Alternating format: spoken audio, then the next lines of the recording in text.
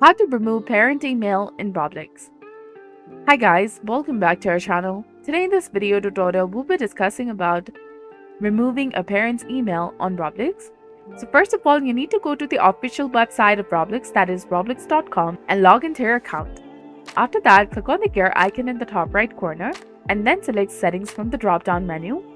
In the settings menu, you will see the option for email address. If you're prompted to add a parent's email, it means that your Roblox account is underage, specifically if you're under 13 years old.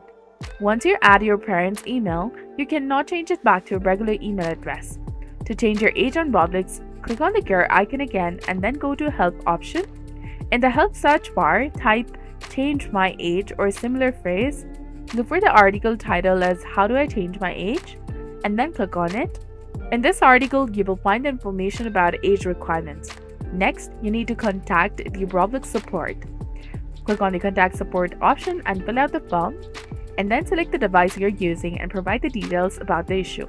Make sure to inform them that you want to change your date of birth and that you're not 13 years of age. They'll respond to you and assist with changing your age, as you cannot do this to yourself. So this was all about it. If you found this guide helpful, please like, share, and subscribe. Thanks for watching. See you in the next one.